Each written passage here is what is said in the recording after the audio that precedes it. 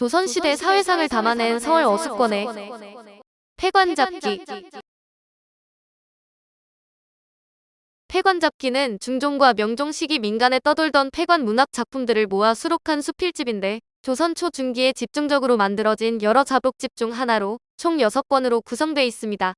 설화적 소재가 풍부하며 서술 방식이 간결하면서도 진솔한데 책에는 신분 고하를 막론하고 다양한 인물이 등장하며 그중 기생이 다수 등장합니다. 서울 기생 소춘풍은 자태와 용모로 이름을 떨쳤는데 젊은 시절 선비 이수봉과 연인관계였고 성종의 손자인 흥원군과도 연문을 뿌렸으며 중년에 접어들면서는 최국광에 첩이 됐습니다. 그러나 소춘풍은 곧 병이 들었는데 그녀가 죽기 전에 최국광이 소원이 있으면 말해보라고 하자 소춘풍은 이수봉이 보고 싶다고 고백했다고 합니다. 이에 최국광은 화를 내기는커녕 그녀가 죽은 뒤 고향의 선영에 고이 묻어졌는데 장사가 끝나자 이번에는 흥원군이 재물을 갖춰 그녀에게 제사를 지내고 싶다고 청해왔습니다. 최국광은 역시 담담하게 제사를 지낼 수 있도록 허락했다고 하니 도량이 넓다고 하지 않을 수 없는 인물이었습니다. 역시 서울의 기생이었던 상림추는 최고 검은고 명인이었는데 어느덧 72살이 됐지만 검은고 솜씨는 전혀 쇠하지 않았다고 합니다. 다만 검은고를 타다가 옛일을 떠올리며 눈물을 떨어뜨리곤 했는데 그녀는 죽음이 임박했음을 깨닫고 이름을 남기기 위해 자신의 모습을 그려줄 것을 노비 출신 화가 이상좌에게 부탁했습니다. 그러자 이상좌는 자신의 옛 애인인 참판 신종호가 지어준 시까지 적어준 그림을 들고 사대부들에게 시를 구하러 다녔습니다. 정호음이 아리따운 꾀꼬리 같은 노래가 빛이 난 뒤에 꽃 사이에 매끄럽다는 시를 지어주고 여기에 많은 선비들이 화답해 그림은 큰 두루마리를 이뤘다고 합니다. 복나심척이 잠신 탈각꾼 채 편느진 아녀자의 깊숙한 방에 몇 번이나 몸을 숨겼는가. 치마와 비녀 벗기니 정체가 드러났네. 진물 종내용 변한 세간 한여의 애인 물건이 본래 모습으로 변하나니 세상에는 양성을 가진 사람이 있는가 보다. 조선 초 서울 출신 문인인 어수권은 세조대의 세상을 떠들썩하게 했던 사방지 스캔들을 소재로 이런 시를 지었는데 천문학자로 역법서 칠정산 외편을 지은 이순지는 과부가 된 딸을 한 명 두고 있었습니다. 이순지의 딸은 과부로 살면서 사방지라는 노비를 데려다 10년간 함께 거처했는데 사방지는 그 어미가 어려서부터 여자 옷을 입혀 연지와 분을 칠하고 바느질을 시켰습니다. 사방지는 성장하자 사대부집에 드나들면서 여자 종들과 동침하는 일이 빈번했는데 사원부에서 그와 사통한 여승을 신문하니 여승이 그의 남경이 장대하더라고 실토를 했습니다. 여의사 반덕에게 시켜 확인해 보니 과연 그러했는데 사원부의 조사 결과를 보고받은 세조는 웃으면서 이순지의 가문을 더럽힐 염려가 있으니 따지지 말라고 특명을 내린 후 처분을 이순지에게 맡겼습니다. 이순지는 곤장 10대에 가벼운 처벌을 내렸으나 이순지가 죽고 나서 과부 딸이 다시 사방지를 불러들이자 그제야 조정에서는 사방지를 잡아다 매질하고 충남 아산으로 귀향을 보냈습니다. 워낙 파격적인 사건이라 조선 초 문인들 저서 속에 사방지의 일화가 자주 소개되는데 조선 살인파의 사표로 추앙받는 전필제 김종직마저 사방지의 충격적인 일화를 문집에 언급했습니다. 어수권이 저술한 폐관잡기도 사방지 얘기를 자세히 기술하는데 책에서 사방지의 불알은 늘 살 속에 간직되어 있어서 양성인이라는 말이 생겼다고 했습니다. 원나라는 고려 여인을 데려다 후궁으로 삼았는데 원나라를 초원으로 쫓아내고 중원을 차지한 명나라도 초기에는 원나라의 전통을 이어받아 조선 여인을 뽑아갔습니다. 명나라 3대 황제인 영락제는 태종 8년인 1408년에 사신을 보내 권씨, 임씨, 이씨, 여씨, 최씨 등 조선 여인 5명을 선발해 후궁으로 뒀습니다. 영락제는 고려인인 공비의 아들이라는 설이 파다했는데 영락제는 5명의 조선 여인 중 권씨를 특히 총애해 현인비로 제수했고 나머지는 미인, 소용 등에 임명했으며 그녀들의 가족들에게도 벼슬을 내렸습니다. 그런데 여씨가 황제의 사랑을 독차지하는 권씨를 시기했는데 1411년 조선의 내시 김득, 김명과 명나라 내시 2명과 결탁해 독약인 비상을 권씨가 마시는 차에 넣어 죽게 했습니다.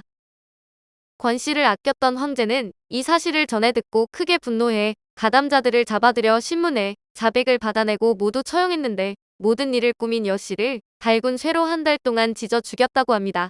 조선 전기 사대부들은 가부장적 체제하에서 여성이 글과 글씨를 쓰는 것을 못마땅하게 여겼을 것 같지만 실제는 그렇지 않았는데 어수권은 고려 이후에 여류 문인들을 소개하면서 신사임당에 대해 이렇게 말했습니다. 지금은 동양신 씨가 있는데 어려서부터 그림을 잘 그렸다. 포도와 산수는 절묘해 사람들이 안견 다음 간다고 평했다. 아, 어찌 부인의 필치라 해서 소홀히 해서야 되겠으며 또 어찌 부인이 마땅히 할 일이 아니라 하여 책망할 것인가. 걸출한 남성 화가들이 많았을 텐데도 당대 평론가들은 그녀의 이름을 당당히 안견 다음에 위치시키고 있습니다. 또한 신사임당을 얘기하면서 그녀의 아들이자 대학자 율곡 이인은 언급조차 하지 않아서 신사임당의 위상이 어떠했는지 짐작이 갑니다. 노비 화가인 이상좌 부자의 얘기도 패관잡기에 담고 있는데 그는 노비였지만 어릴 때부터 그림 솜씨가 널리 알려져 중종의 특명에 의해 양민으로 신분이 격상돼 도화서에 배속됐습니다.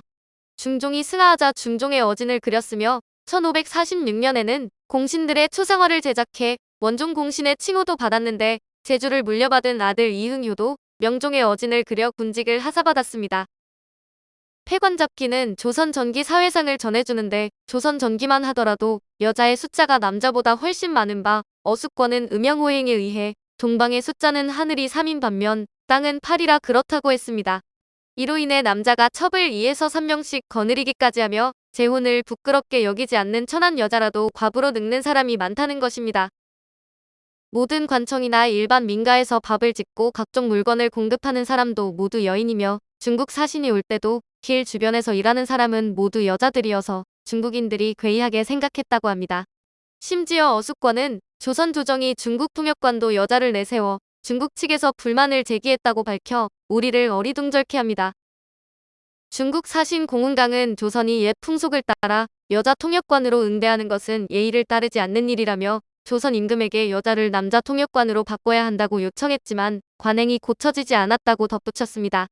서울 한복판인 종로이가의 탑골 공원에는 원각사지 10층 석탑이 우뚝 세워져 있는데 원각사에는 석탑 외에도 대리석대불 입상이 있었음을 최근 증명하는데 이렇게 서술했습니다. 세조가 원각사를 창건하고 서 있는 부처를 만들어 모셨다. 어떠한 일본 사신이 이를 보고 모든 부처는 앉아 있는데 원각사 부처는 걸어 다니는 형상이어서 절이 오래가지 못할 것이라고 했다.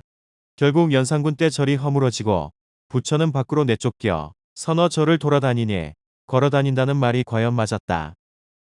원각사는 잘 알려진 대로 연산군 때 절 안에 기생들과 악사를 관리하는 장학원을 설치했고 중종 단정 이후에는 공신들이 절터에 집을 지어 영원히 사라졌습니다. 원각사 불상은 조선 최대 크기의 입상이어서 멀리 일본에서도 많은 사람이 참배하러 왔던 것으로 전해져 오고 있습니다. 패관잡기의 저자 어수권은 서얼이었던 만큼 서얼을 차별하는 세태를 강도 높게 비판하는데 태종 15년인 1415년의 적서를 구별하는 법이 시행되기 전까지는 서얼 자손도 높은 벼슬을 할 수 있었습니다. 그러나 성종 때 법전인 경국 대전이 편찬되면서부터는 서얼의 벼슬길이 원천 봉쇄됐다는데 어수권은 이렇게 탄식했습니다. 경국대전이 나온 이후로 지금까지 100년이 채 못 된다. 세상 천지에 자리 잡고 있는 나라가 셀 수도 없겠지만 여태까지 벼슬길을 막는 나라가 있다는 것을 아직 들어본 바 없다. 높은 관직의 아들이면서 재주가 뛰어난데도 오직 외가가 하찮아 벼슬길이 막히고 남에게 머리를 숙이고 끝내 들창 밑에서 죽으니 불쌍하도다. 조선 중종대 문인인 어수권은 집안이 명문가로 조부가 좌의정을 지낸 어세겸이지만 외가가 미천했는데 1541년 문과의 일종인 한리과에 합격했지만 출신이 미천해 높은 관직에 오르지는 못했습니다. 문장과 시평론에 탁월한 실력을 보였고 중국어에도 능숙해 사신단의 일행으로 중국을 수차례 다녀왔는데 저서로 패관잡기와 함께 백과사전인 고사차료가 전해집니다. 오늘은 조선시대 사회상을 담아낸 서얼 어수권의 패관잡기 이야기였습니다.